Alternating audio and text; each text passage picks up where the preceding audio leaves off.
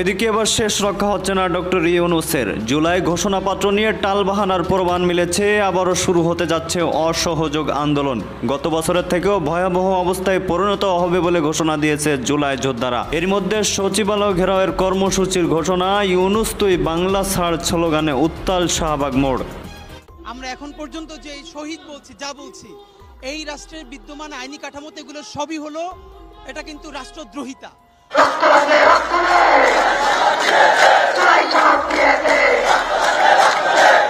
আসসালামু আলাইকুম প্রিয় দর্শক শ্রোতা, নতুন একটা ভিডিওতে জানাচ্ছি স্বাগতম। এইমাত্র পাওয়া তাজা এবং গরম খবর। শেখ হাসিনা বাংলাদেশে আসবে এমন তথ্য জানিয়েছে গণমাধ্যমে। আপনারা এই বিষয়টি কিন্তু ইতিমধ্যে শিরোনাম দেখে বুঝিয়ে গিয়েছেন কোন দিকে ইঙ্গিত করছে আজকের এই ভিডিওটি, কতটা গুরুত্বপূর্ণ, কতটা চাঞ্চল্যকর। আশা রাখবো সম্পূর্ণ ভিডিওটি দেখে যাবেন, স্কিপ না করে। সম্পূর্ণ ভিডিওটি দেখলে অনেক কিছু বুঝতে পারবেন এবং জানতে পারবেন। আমি আর বেশি কথা বাড়াবো না, সরাসরি আপনাদের বিস্তারিত ভিডিওতে নিয়ে যাবো। তার আগে আপনাদের কাছে একটা রিকোয়েস্ট থাকবে, যারা কম ভিডিও দেখতে পছন্দ করেন চ্যানেলটি সাবস্ক্রাইব করে আমাদের সাথেই থাকবেন। ইতিমধ্যে সাবস্ক্রাইব করে দিয়েছেন, তাতে জানাচ্ছি অসংখ্য ধন্যবাদ। প্রিয় দর্শক বন্ধুরা, চলুন তাহলে এই ভিডিওতে একটু লাইক করে দিয়ে আমরা বিস্তারিত ভিডিওগুলো মোবাইলের স্ক্রিন থেকে ধারাবাহিকভাবে একের পর এক দেখে আসি। আমরা এখন পর্যন্ত যে শহীদ বলছি, যা বলছি, এই রাষ্ট্রের বিদ্যমান আইনি কাঠামোতে এগুলো সবই হলো, এটা কিন্তু রাষ্ট্রদ্রোহিতা। সুতরাং এই রাষ্ট্রদ্রোহিতার জায়গা থেকে যারা জীবন দিল, তারা যে বাংলাদেশকে স্বাধীন করলো, এটার আইনি কাঠামো তো তৈরি হয় নাই। সুতরাং এর আইনি কাঠামোর ভিত্তি তৈরি হবে জুলাই ঘোষণাপত্রের মধ্য দিয়ে। আর যেটা একটা হয়েছে, জুলাই সনদ আর ঘোষণাপত্রকে খুব কনফিউজ করে ফেলা হচ্ছে। জুলাই সনদ হচ্ছে নতুন বাংলাদেশ কোন প্যাটার্নে চলবে, এর একটি আইনি বন্দোবস্ত, সেটা তো লাগবে, কিন্তু তার আগেও তো ঘোষণাপত্র লাগবে। এছাড়া আমাদের সমস্ত শহীদরা এখন পর্যন্ত কিন্তু তারা বিদ্রোহী। আমরা তো বিদ্রোহী নিয়ে চাইবো না, আমাদের তো শহীদদের মর্যাদা লাগবে। আমাদের এই জুলাইয়ের ন্যায্যতাকে প্রতিষ্ঠা করতে হবে। আচ্ছা, আপ বাংলাদেশের এই দাবির সাথে ইনকলাব মঞ্চ কি পুরোপুরি একমত, এবং ইনকলাব মঞ্চ কি আলাদা কোনো আগামী 36 জুলাইয়ের মধ্যে কোনো কার্যক্রম বা কর্মসূচি হাতে নিয়েছে? আমরা কার্যক্রম নিয়েছি। আপনারা জানেন যে আপ বাংলাদেশ যে জুলাইয়ের ঘোষণাপত্র এবং জুলাই সনদ নিয়ে বলছে, আমরা এর সাথে শতভাগ একমত। একই সাথে আপ বাংলাদেশ, এনসিপি এবং অন্যান্যরাও যারা জুলাইয়ের ঘোষণাপত্র এবং সনদ নিয়ে মাঠে আছে, আমরা সবার সাথে, যারা শান্তি শৃঙ্খলার সাথে আন্দোলন করছে, আমরা তাদের সাথে আছি। আর আপনারা জানেন, আজকে আমরা এখানে বলবো, যদি আজকের এই আপ বাংলাদেশের প্রোগ্রামের পরে আজকের মধ্যে সরকার সুনির্দিষ্ট তারিখ ঘোষণা না করে, ঠিক কখন ঘোষণাপত্র হবে, কখন সনদ হবে, তাহলে আগামী 3 তারিখ আমরা এখান থেকেই সচিবালয় অবরোধ করবার জন্য কফিন মার্চ নিয়ে যাব। সুতরাং আজকে শেষ বার্তা দিয়ে যেতে চাই সরকারকে, সে সুনির্দিষ্টভাবে তারিখ না বললে আমরা 3 মার্চ ইনকিলাব মঞ্চ থেকে সকল ছাত্র জনতাকে নিয়ে সচিবালয় ঘেরাও করব। আচ্ছা, আপনারা কফিন মিছিল নেবেন, যেটা সেটা ইনকলাব মঞ্চ থেকে নাকি আপ বাংলাদেশ? না, এটা ইনকিলাব মঞ্চ আয়োজন করেছে, কিন্তু আমরা সবাই আমাদের সাথে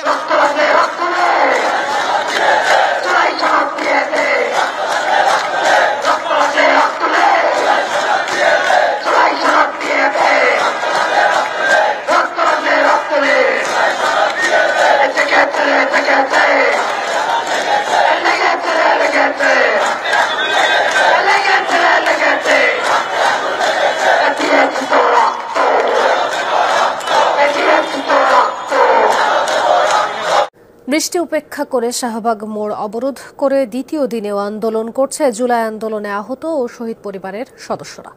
জুলাই সনদ ঘোষণা ও বাস্তবায়নের দাবিতে বৃহস্পতিবার সকাল থেকে শাহবাগ অবরোধ করেন তারা। বলেন, দাবি মানা না হলে রাজপথ ছাড়বেন না তারা। প্রয়োজনে জেলা উপজেলার জুলাই যোদ্ধারা যোগ দেবে এই কর্মসূচিতে। জুলাই ঘোষণাপত্র ও জুলাই সনদ বাস্তবায়নের দাবিতে বৈরী আবহাওয়ার মধ্যেই দ্বিতীয় দিনের মতো চলছে আন্দোলন। শাহবাগ মোড়ে অবস্থান নিয়ে স্লোগান দিতে থাকেন জুলাই আন্দোলনে আহত ও শহীদ পরিবারের সদস্যরা। ঝুম বৃষ্টির মধ্যেও আন্দোলনকারীরা জানান, তাদের দাবি মানা না হলে আন্দোলন আরো বেগবান হবে। যোগ দিবে জেলা উপজেলার যোদ্ধারা। আমি আসছি 7 কিলো জেলা শ্যামনগর উপজেলা থেকে, এত দূর থেকে আসছে। আমাদের জুলাই সনদ না নিয়ে আমরা বাসায় ফিরবো না। আমাদের ভাইরা রক্ত দিল, আমরা নিজেরা আহত হলাম, এত কষ্ট করলাম, আজ পর্যন্ত আমরা ঘোষণাপত্র কেন দেওয়া হলো না? জুলাই ঘোষণাপত্র, জুলাই সম্মাননা, আমরা কি চেয়েছি বলেন? আমাদের একটা করে স্বাস্থ্য কার্ড দেওয়া হয়েছে, ওই স্বাস্থ্য কার্ডের কোনো মূল্য নাই। বাধ্য হয়ে রাজপথে আমাদের জীবন দিতে হবে, মরে তো গেছি। এ সময় জুলাইয়ের রক্তের উপর দাঁড়িয়ে বর্তমান অন্তর্বর্তী সরকার প্রতারণা করছে বলে অভিযোগ করেন আন্দোলনকারীরা। জুলাই ঘোষণাপত্র ও জুলাই সনদ বাস্তবায়ন না হওয়া পর্যন্ত শাহবাগে তাদের অবস্থান কর্মসূচি অব্যাহত থাকবে। জুলাই ঘোষণাপত্র এবং জুলাই সনদ বাস্তবায়ন না হওয়া পর্যন্ত আমাদের অবস্থান কর্মসূচি অব্যাহত থাকবে। এবং জুলাই ঘোষণাপত্র জুলাই সনদ বাস্তবায়িত হওয়ার পরে সরকার যখন প্রতিশ্রুতি দিবে যে এটাকে স্থায়ী বিধানে অন্তর্ভুক্ত করা হবে তখনই আমাদের কর্মসূচি আমরা শেষ করব। শাহবাগ মোড় ব্যারিকেড দিয়ে এই অবস্থান কর্মসূচির কারণে সীমিত হয়ে যায় যান চলাচল। শুক্রবার সাপ্তাহিক ছুটির দিন হওয়ায় ভোগান্তি তুলনামূলক কম ছিল। একজন সচেতন নাগরিক হিসেবে আমার মনে হয় যে আন্দোলন মানে রাস্তাঘাট অবরোধ করা ঠিক না। বিভিন্ন রকম কর্মসূচির জন্য আমরা বিভিন্ন জায়গায় বেছে ব্যবহার করে সেই ব্যারিকেডগুলো কিন্তু ডিএমপির পক্ষ থেকে তুলে নিয়ে যাওয়া হচ্ছে এবং আমরা দেখছি এখানে রমনা জোনের এডিসি এসি তারা কিন্তু রয়েছেন এবং শাহবাগ থানার ওসিও তারাও কিন্তু রয়েছেন। আমরা দেখতে পাচ্ছি যে পুলিশের যে ব্যারিকেডগুলো ছিল সেই ব্যারিকেডগুলো কিন্তু তুলে নিয়ে যাওয়া হচ্ছে, অর্থাৎ পুলিশের যে ব্যারিকেড ব্যবহার করে ব্লকেট তৈরি করা হচ্ছিল, রাস্তায় প্রতিবন্ধকতা সৃষ্টি করা হচ্ছিল, সেই প্রতিবন্ধকতার জন্য কিন্তু আমরা দেখছি যে পুলিশের যে ব্যারিকেড ছিল সেটা কিন্তু তুলে নিয়ে যাওয়া হচ্ছে। ডিএমপির কয়েকটি ট্রাক এই মুহূর্তে কিন্তু সেই ব্যারিকেডগুলো তুলে নিচ্ছে, আমরা সেই চিত্রটি দেখতে পাচ্ছি।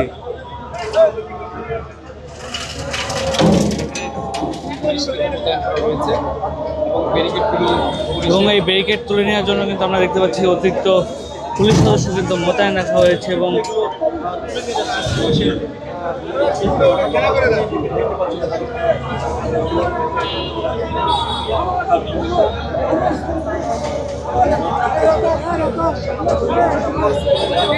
তৈরি করছিলেন তাদের সাথে আপনি আমাদের প্রিয় মানুষ স্যার, আমরা সব ছেড়ে দিচ্ছি, সব ছেড়ে দিচ্ছি, আমরা সব ছেড়ে দিচ্ছি, সব ছেড়ে দিচ্ছি, আমরা কাউকে ভোগান্তি দিচ্ছি না, আমরা সব ছেড়ে দিচ্ছি, সব কাউকে আমরা ভোগান্তি দিচ্ছি না। আপনারা আমাদেরকে সাহায্য করেন, আপনারা আমাদেরকে সাহায্য আমাদের সবার খুব পছন্দের একটা মানুষ হারুন আল রশিদ, বিদ্রোহী কূটনীতিক। হারুন ভাই, আপনাকে শুভেচ্ছা। ধন্যবাদ ভাই। আপনি কূটনৈতিক দায়িত্বে ছিলেন, কূটনৈতিক ভাষাগুলা আপনি টের পান। এই যে মার্কিন পররাষ্ট্র সচিবের ফোন, এটাকে আপনি কিভাবে দেখেন? সেটা এখন ফোনে কি আলাপ হয়েছে সেটা কোনো পক্ষ থেকে কিন্তু বিস্তারিত লেখে নাই। আমি যেটা বুঝি ইউনুসের কাছে যা কিছু চাচ্ছে রেগুলার একটা তাগাদা দেয়া, যেহেতু কোয়াডের একটা মিটিং ছিল, ইন্ডিয়ান ফরেন মিনিস্টার ওইখানে যাচ্ছে, তার আগে রুবিও হয়তো মার্কিন যে পররাষ্ট্রমন্ত্রী foreign secretary secretary of state, উনি হয়তো বাজিয়ে দেখলো যে ইউনুস কতদূর তার কতদূর অগ্রগতি হয়েছে। তবে আমি মার্কিনীদের বলবো যে তারা আসলে ইউনুসের কাছ থেকে কিছু আশা করে লাভ নাই। তাদের উচিত বাংলাদেশের মূলধারার রাজনীতি যারা করে সে আওয়ামী লীগের সাথে এসব নিয়ে কথা বলা, কারণ ইউনুস যাই দিবে সেটা কিন্তু খুবই ক্ষণস্থায়ী হবে এবং বাংলাদেশ ভয়াবহ বিপদের সম্মুখীন হবে। ইউনুস আলটিমেটলি মহাবিপদে নিজেও পড়ে যেতে পারে এবং ইউনুসের পরিণতি সাদ্দাম হোসেন বা গাদ্দাফির মতো হলে কিন্তু অবাক হওয়ার কিছু থাকবে না। কারণ হলো ইউনুসের বোঝাই গেল যে রাজনীতি বলুন, পররাষ্ট্রনীতি বলুন, কিংবা রাষ্ট্রের জন্য কোনো একটা ভালো কাজ করার কথা বলুন, এইসব ক্ষেত্রে ইউনুসের কোনো ধরনের অভিজ্ঞতাই নেই। ইউনুসের একটাই অভিজ্ঞতা আছে, কিভাবে সে বাটপারি করবে, কিভাবে মিথ্যা তথ্য ছড়াবে, কিভাবে যে ব্রিটেনে গিয়েও মিথ্যা কথা বলবে, নিউ ইয়র্কে গিয়েও মিথ্যা কথা বলবে। এবং সে একটা গোয়েবলস টাইপের একটা টিম কিন্তু অলরেডি গঠন করে নিয়েছে এবং ডাস্টবিন নামে একটা ছেলেকে পেয়েছে, অত্যন্ত অত্যন্ত একেবারে আমি বলবো সুযোগ্য তার ডাস্টবিনটা। এরা মিলে এই তো কোনো ধরনের ভালো কাজ করার জিনিস তো ইউনুসের মাথায় নাই। আজ পর্যন্ত দেখেন প্রায় 1 বছর হতে চললো, ইউনুস কি বাংলাদেশের জন্য একটা ভালো কাজ করেছে? কেউ কি বলতে পারবে যে এই কাজটা ভালো করেছে? আপনি আওয়ামী লীগকে কতটা অ্যাক্টিভ দেখতেছেন এই সময়ের জন্য? আমি তো তেমন অ্যাক্টিভ দেখছি না, কিন্তু আমার যেটা ভালো লাগে আওয়ামী লীগের যারা গ্রাসরুট লেভেলের যারা সমর্থক, যারা ছোট ছোট অঞ্চলের নেতা, তারা কিন্তু যথেষ্ট, তারা একেবারে বসে আছে একটা মাত্র নির্দেশের অপেক্ষায়। শেখ হাসিনা যেদিনই নির্দেশ দিবেন, আমি যেটা লিখেছিলাম, ওরা গিয়ে ঠিকই কিন্তু এই ইউনুসকে যমুনা থেকে বের করে নিয়ে আসবে। এইরকম স্পিরিট নিয়ে কিন্তু গ্রাসরুট লেভেলের আওয়ামী লীগের সমর্থকরা এখন দিন গুনছে। আপনি খেয়াল করেছেন এই যে মাহফুজ আলমের বক্তব্যটা? আপনি কি বলবেন এটা? আমার আসলে আলাদা খুব একটা কোনো মূল্যায়ন নাই। আমি গত জুলাই আগস্ট থেকেই তো এদেরকে দেখে আসছি। অবশ্য মাহফুজকে আমি একটু পরে লোকেট করেছি, মাহফুজ একটু পেছনে থাকতো। তো এখন দেখেন মাহফুজ, প্রথম কথা হলো ইউনুসের যে সরকার, এটা নিয়ে আমি যদি সার্বিকভাবে চিন্তা করি আমার শুধু হাসি পায় আর অনেক কষ্টও লাগে, সেটা একটা জিনিস আছে। কিন্তু দেখেন মাহফুজরা যেটা করছে, এর মাধ্যমে এরা কিন্তু আমাদেরকে অনেক অপমান করছে। বাংলাদেশের মুক্তিযুদ্ধ, স্বাধীনতার চেতনা, আমাদের যে সংগ্রামের দীর্ঘ ইতিহাস, সবগুলো জিনিসকে 24-এর এই জঙ্গি উত্থান দিয়ে এই ইউনূসের যে রিসেট বাটনের কথা আমরা শুনেছিলাম, সেটার মাধ্যমে, অর্থাৎ সেই রিসেট বাটন এখনো কার্যকর করার যে তাদের যে স্পৃহা, তাদের যে ইচ্ছা যে রিসেট বাটনটাকে তারা কার্যকর করবে, আসলে মাহফুজের এই পোস্টগুলো, এই কথাগুলো আমি সেভাবেই দেখি। আমাদের প্রথম কথা হলো যে আমাদের প্রতিটা সংগ্রামে সে সেখানে নিয়ে এসে যে কি, তার মূল কথাটা ছিল যে সেগুলা সব মব ছিল, ফলে এখন মব হতে অসুবিধা কোথায়, এটা ছিল একটা তার বক্তব্য। তো এমন মব কি আসলে বাংলাদেশে আমরা কখনো কেউ দেখেছি? ধরেন 1971 সালের পর, হ্যাঁ, মুক্তিযুদ্ধের একেবারে পর 16ই ডিসেম্বর, 14-15 ডিসেম্বর কিছু মব হয়েছে, কিন্তু তারপরে আমরা কি আসলে এই ধরনের মব কখনো দেখেছি? আমরা কি এই যে মুরাদনগরের ঘটনা কখনো দেখেছি? আমাদের সামনে এগুলো কোনোটাই আসে নাই। কিন্তু এই জিনিসগুলোকে তারা যেইভাবে একেবারে গত 8, 10, 15 বছর ধরে যেইভাবে তারা অপপ্রচার, মিথ্যা কথা বলে বলে বলে সব প্রতিষ্ঠিত করেছে, আপনি নিশ্চয়ই খেয়াল করেছেন। দেখেন যে আমাদের মুক্তিযুদ্ধের চেতনা, এটাকে ওরা গালি দিয়ে দিয়ে আমাদের কাছে একটা লজ্জার একটা বাক্য তৈরি করে ফেলেছে। আমাদের গণজাগরণ মঞ্চের আন্দোলন, সেটাকে তারা শাহবাগী বলে গালি দিয়েছে। এমনকি শেখ হাসিনা সরকারকে ফ্যাসিস্ট বলে বলে বলে বলে, হ্যাঁ, একেবারে সত্যি সত্যি ফ্যাসিবাদ কায়েম করে ফেললো।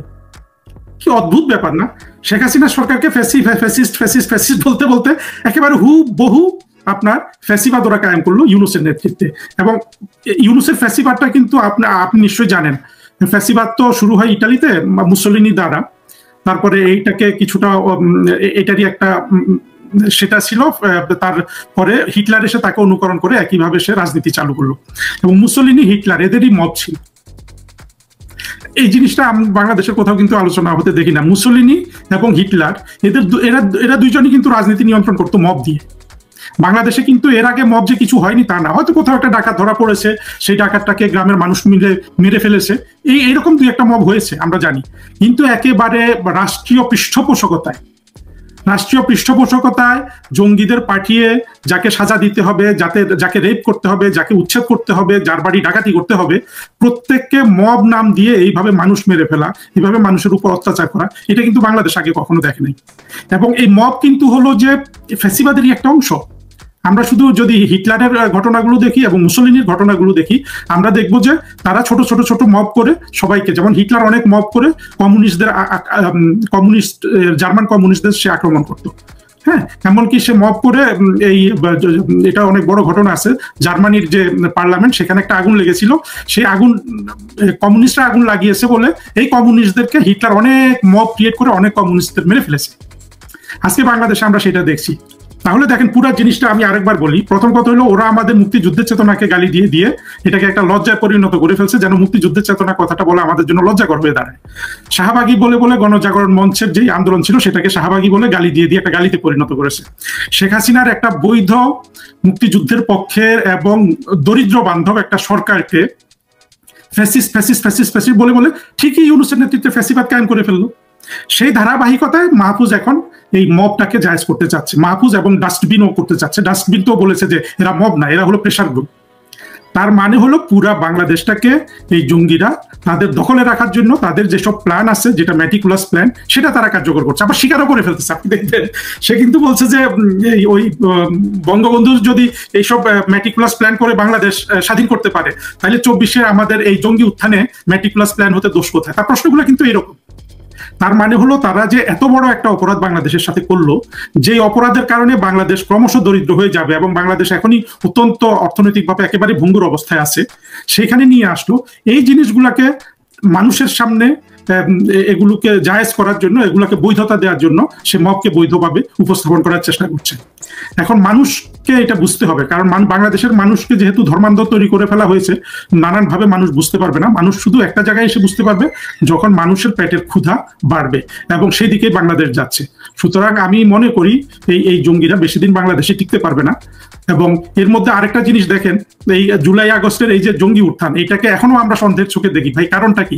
2-3 দিন আগে আসিফ বলেছে যে জুলাই মাসে আমি শহীদ হয়ে না যেতে পারাতে আমার খুব তার খুব এটা নিয়ে হাহুতাশ, তার খুব মনে কষ্ট হচ্ছে। এরা সবাই আত্মঘাতী জঙ্গি, এরা নিজেরা বারবার প্রমাণ করছে। হ্যাঁ, এই জঙ্গিগুলো এখন মনে করেন যে ইউনূস চাইলেও জঙ্গিদেরকে কোনোভাবে সে নিয়ন্ত্রণ করতে পারবে না।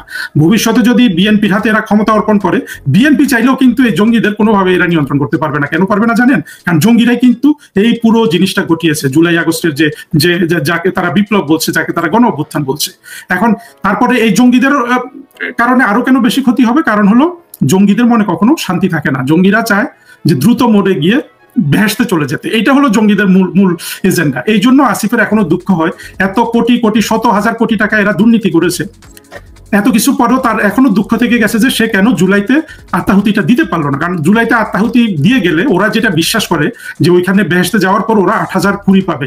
এটা 32টা 72টা বলে, যারা বড় সংখ্যাটা বলতে লজ্জা পায়, কিন্তু মূল যে বিবরণ সেখানে 8,000 পর্যন্ত হুরির কথা বলা হয়েছে। সুতরাং 72 বলুন 8,000 বলুন, এতগুলা হুরির সাথে সে যে জীবন পাবে সেটার লোভে সে এখনো কিন্তু তার হতাশা রয়ে গেছে, সেটা ফুলফিল হয় নাই দেখে।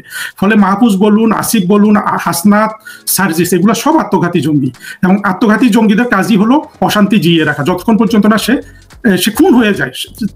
সুতরাং এই জঙ্গিরা যতদিন খুন না হবে ততদিন এরা বাংলাদেশে অশান্তি জিইয়ে রাখবে। কারণ ভাই একটা জিনিস আপনি খেয়াল করে মাহফুজের বক্তব্যে নানা সময়গুলো আছে, 70-এর নির্বাচনের কথা নাই। আচ্ছা, ওটা তারা যেমন অনির্বাচিত, আওয়ামী লীগ অনির্বাচিত কোনো ছিল না। 70-এর নির্বাচনের মাধ্যমে একটা নির্বাচিত নেতৃত্ব ছিল, সেটা সে ডেলিভারেটলি অ্যাভয়েড করে গেছে। আর মবকে জাস্টিফাই করতে গিয়ে বললো স্বাধীনতার পরে বিহারিরা মবের শিকার হয়েছে। স্বাধীনতার পরে বিহারিদের যে ঘটনাটা, এটা তো এটা একটা বিস্তৃত প্রেক্ষাপট। বিহারিরা যে কিছু মারা যায় নাই সেটা আমরা অস্বীকার করব না, কিন্তু বিহারিরা কি করেছিল আপনার মুক্তিযুদ্ধ চলাকালীন, তাই না? এবং মুক্তিযুদ্ধের মতো দেশ স্বাধীনের একটা বড় প্রেক্ষাপটকে যখন তার জঙ্গি উত্থানের সাথে, মানে জঙ্গি উত্থান এবং বাংলাদেশকে জঙ্গিদের মতো একটা রাষ্ট্র কায়েম করার মতো যে স্বপ্ন, সেটাকে সে আমাদের মুক্তিযুদ্ধের স্বপ্নের সাথে যখন ইকুয়েট করে ফেলছে, তখন কিন্তু সে এই কথাগুলো বলছে যে ওই বিহারিদের উপর মব হয়েছে, এখন বাংলাদেশের মুক্তিযুদ্ধের পক্ষের, স্বাধীনতার পক্ষের মানুষের উপর মব হতে দোষ কোথায়? মূল যুক্তিটা তো এখানে। এটা হলো কি, এটা আমাদের সমাজ এটাকে আজকে কেন মাহফুজ এখনো টিকে আছে, কারণ হলো আসলে যেটা অত্যন্ত দুঃখের কথা, সেটা হলো বাংলাদেশে মুক্তিযুদ্ধের চেতনা কায়েমে আওয়ামী লীগ সরকার যে মেধা, প্রজ্ঞা, চিন্তার সমন্বয় কাজ করার দরকার ছিল, সেটা না করাতে আজকে মাহফুজদের উত্থান হয়েছে। এবং ভবিষ্যতে জননেত্রী শেখ হাসিনা যখন এই সরকার আবার গঠন করবে, এবং গঠন যে করবে এতে আমার কোনো সন্দেহ নাই, আমি আশা করব এই মেধা, প্রজ্ঞা, চিন্তার সমন্বয়ে বাংলাদেশ থেকে স্বাধীনতা বিরোধীদের একেবারে সম্পূর্ণরূপে রাজনৈতিকভাবে তাদের রাজনৈতিক ক্ষমতাটাকে শূন্য করতে হবে। অন্য কিছু যদি আমরা নাও করি, অন্য কিছু করার দরকার নেই, এদের রাজনৈতিক ক্ষমতাটাকে একেবারে নির্বিষ করে দিতে হবে। না হলে কিছুদিন পর পর, কয়েক বছর পর পর মুক্তিযুদ্ধের পক্ষে শক্তি এসে দেশটা গড়বে, এরা এসে সব লন্ডভন্ড করে ধ্বংস করে দিয়ে চলে যাবে। আপনি হারুন ভাই খুব তৎপর, ফেসবুকে লিখছেন, নানা কথা বলছেন, সরাসরি কথাবার্তা বলছেন, আমরা আর কাউকে দেখছি না। যেমন আপনি একটা লিখেছেন যমুনায় গিয়ে ঢুকতে হবে, যমুনায় ঢুকে ইউনূসকে বের করে আনতে হবে। এই শক্তিটা তৈরি হচ্ছে না কেন? এই ভয়েসটা তৈরি হচ্ছে না কেন? আপনাকে বলুন। এই ভয়েসটা আসলে তৈরি করতে হবে মুক্তিযুদ্ধের পক্ষে শক্তিকে, প্রধানমন্ত্রী শেখ হাসিনার নেতৃত্বে। এখন সেটা নিশ্চয়ই ওনার নিজস্ব চিন্তা ভাবনা আছে কিভাবে কি হবে, কিন্তু এই ইউনূসকে বের করে আনাটা কিন্তু হবে। কেন হবে জানেন? একেবারে সমাজের সব শক্তিও যদি নিষ্ক্রিয় থাকে, ইউনূস এবং জঙ্গিদের দ্বারা বাংলাদেশের যে ক্ষতি হচ্ছে, এর যে অর্থনৈতিক ইম্প্যাক্ট, সেটা তো দেশের সাধারণ মানুষের উপর পড়বে। সাধারণ মানুষ যতই জঙ্গি বান্ধব হোক, যখন পেটের ক্ষুধা, আপনার ঘরের চাল এবং তার নিত্যদিনের ওষুধপত্র কেনার এই কাজগুলো করার জন্য যখন তার হাতে কোনো টাকা থাকবে না, তখন সে অনেক বেশি রিয়েলাইজ করবে। সম্মানিত দর্শক শ্রোতা, আজকের এই ভিডিওটি এই পর্যন্তই। আশা রাখবো আজকের এই ভিডিওটি আপনারা মনোযোগ দিয়ে দেখেছেন এবং অনেক কিছু বুঝতে পেরেছেন। আপনারা যারা এরকম ভিডিও দেখতে পছন্দ করেন, এই চ্যানেলটি সাবস্ক্রাইব করে পাশে থাকা বেল আইকনটি বাজিয়ে রাখবেন। ইতিমধ্যে যারা সাবস্ক্রাইব করে দিয়েছেন তাদের জানাচ্ছি অসংখ্য ধন্যবাদ। সেই সাথে এই ভিডিওটি শেয়ার করে আপনাদের বন্ধুদের মাঝে ছড়িয়ে দিবেন। আজকের মতন এই পর্যন্ত, দেখা হচ্ছে পরবর্তী কোনো ভিডিও নিয়ে। সেই পর্যন্ত আপনারা সকলেই ভালো থাকুন, সুস্থ থাকুন, এই চ্যানেলের সাথে থাকুন, দেখতে থাকুন এরকম নিউজ ভাইরাল ভিডিওগুলো। ধন্যবাদ।